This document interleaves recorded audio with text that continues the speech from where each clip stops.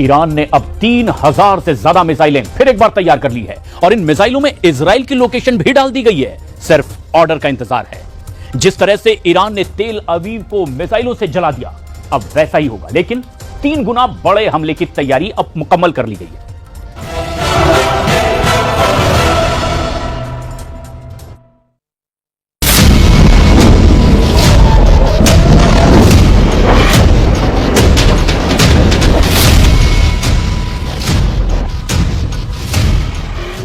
तेल अवीव ऐसे दहल रहा है जैसे आज तक नहीं दहला। अरब देशों के साथ इजराइल के कई युद्ध हुए, लेकिन इस बार ईरान ने ऐसा जवाबी हमला किया कि इजराइल का कोना कोना कांप रहा है।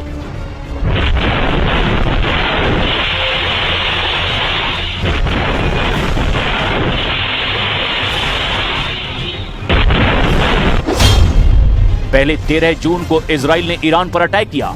20 मिलिट्री कमांडर और टॉप साइंटिस्ट इसमें मारे। 100 से ज्यादा लोगों की मौत हुई, 300 से ज्यादा घायल हुए। फिर ईरान ने इसका जवाब दिया। तेल अवीव में 1-2 नहीं, 10-20 नहीं, 100 से ज्यादा मिसाइल दाग दी और यह हमला कई स्टेज में किया गया। 13 जून की रात तेल अवीव का आसमान थर्रा रहा था, जमीन फटने को तैयार थी। 13 जून को इजराइल के अंदर बहुत ज्यादा खौफ था, खौफ ऐसा जिसका एहसास ये वीडियो करा रहा है। तेल अवीव में 13 जून की रात ईरान ने सैकड़ों मिसाइलों से हमला किया और आगे भी ऐसे ही अटैक जारी रखने का दावा किया है। ईरान ने कहां-कहां टारगेट किया, इजराइल को कहां-कहां हिट किया, उसकी लिस्ट देखकर बेन्यामिन नेतन्याहू और उनके कमांडरों के होश उड़े हुए हैं। ईरान का सबसे बड़ा टारगेट बना इजराइल का रक्षा मंत्रालय, जो तेल अवीव में बीचों बीच आबादी वाले इलाके में है। यहीं पर ईरान के खिलाफ ऑपरेशन राइजिंग लॉयन का प्लान तैयार हुआ था और फिर नेतन्याहू ने उस पर मुहर लगाई। आप देखिए कैसे ईरान की ये मिसाइल इजराइल के रक्षा मंत्रालय पर टूट पड़ी है।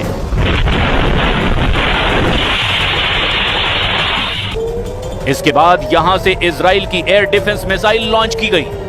यानी रक्षा मंत्रालय को बचाने के लिए नेतन्याहू ने तैयारी की हुई थी, लेकिन वो नाकाम साबित हुई।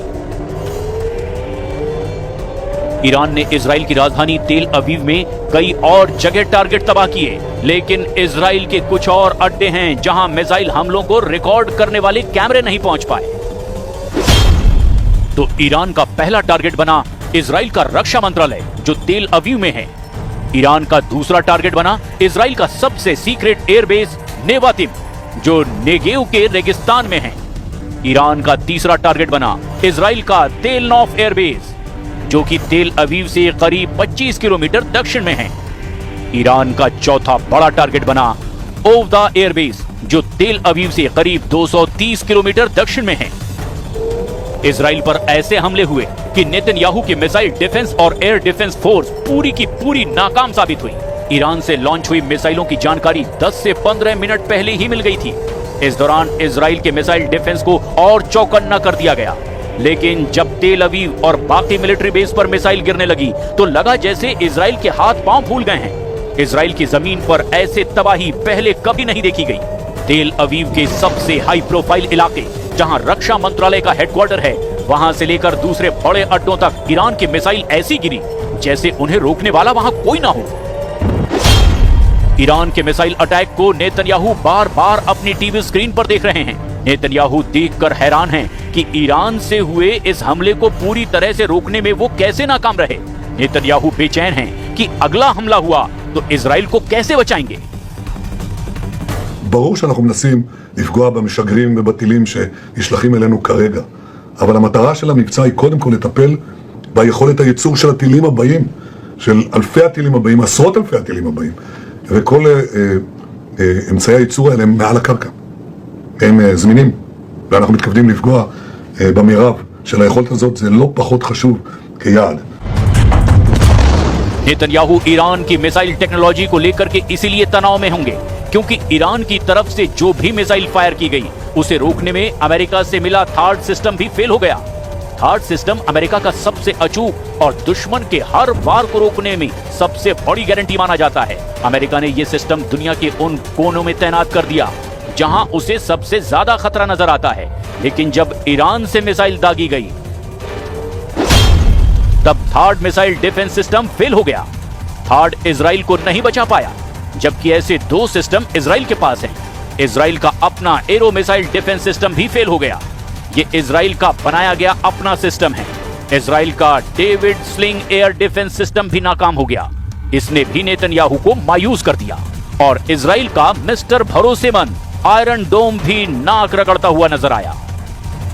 ईरान के हमले के आगे इजराइल का वर्ल्ड फेमस मिसाइल डिफेंस पूरी तरह से फेल हो गया, क्योंकि ईरान की मिसाइलें तेल अवीव पर ऐसे गिरी कि धमाका व्हाइट हाउस में भी सुनाई दिया। अब डर है कि अगर ईरान ने और ऐसी सैकड़ों मिसाइलें फिर से एक साथ फायर की तो आखिर क्या होगा, क्योंकि फिर इजराइल का बचना मुश्किल होगा। उसका ईरान के खिलाफ ऑपरेशन राइजिंग लॉयन घुटने के बल बैठने पर मजबूर हो जाएगा। ईरान बार बार बता रहा है कि उसकी मिसाइल पावर को हल्के में ना लिया जाए, क्योंकि वो अपने कमांडरों और वैज्ञानिकों की मौत का बदला इजराइल से जरूर लेगा। इसमें कोई गुंजाइश नहीं रखी जाएगी। इंशाअल्लाह با قدرت عمل خواهد شد و با اونها مماشاتی نخواهیم کرد. زندگی برای اونها تلخ خواهد شد بدون تردید. فکر نکنند که زدند و تمام شد. نه. کار رو اونها شروع کردند و جنگ به راه انداختند.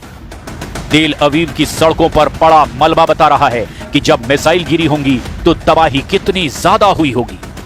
सड़कों का ऐसा हाल तब भी नहीं हुआ जब यहां कभी तूफान आया है, लेकिन ईरान से आई मिसाइल की पहली आंधी ने अब नेतन्याहू को सोचने पर मजबूर कर दिया कि आगे कैसे बचा जाए, क्योंकि ईरान ने ऑपरेशन ट्रू प्रॉमिस का अगला संस्करण बार बार रिलीज करने का दावा किया। नेतन्याहू और उनका वॉर कैबिनेट इसी खौफ को लेकर बहुत ज्यादा बेबस नजर आ रहे हैं। इजराइल में रेशॉन लेजियान शहर का हाल देखिए। ईरान की मिसाइल यहां ऐसी गिरी कि तस्वीरों में यह गाजा जैसा नजर आ रहा है। ये जगह तेल अवीव से करीब 19 किलोमीटर दक्षिण में है और यहां हुए हमले ने इजराइल को पूरी तरह से झकझोर कर रख दिया। תושבים יקרים, זה בוקר קשה מאוד מאוד מאוד. העיר ראשון לציון, כל מבצע צבאי, הכל היא חלק, ראיתי כבר הכל. ईरान की इन मिसाइलों को रोकने की सबसे बड़ी जिम्मेदारी थर्ड सिस्टम की थी, लेकिन इजराइल को सबसे बड़ी मायूसी भी इसी सिस्टम से मिली। अमेरिका ने इजराइल को एक नहीं 2 थर्ड सिस्टम तोहफे में दिए थे। पहला सिस्टम अक्टूबर 2024 में डिलीवर किया गया और दूसरा सिस्टम अप्रैल 2025 में इजराइल पहुंचा। अब ईरान का हमला देखकर लगता है कि थर्ड मिसाइल डिफेंस सिस्टम की गारंटी सिर्फ 50-50 वाली ही बची है। जबकि बेंजामिन नेतन्याहू को ईरान के हमले से बचाने के लिए बाइडेन और डोनाल्ड ट्रंप ने अपनी सबसे बड़ी मिसाइल प्रूफ जैकेट इजराइल को पहनाई थी, लेकिन वो तो 13 जून की रात को बुरी तरह से नाकाम साबित हुई।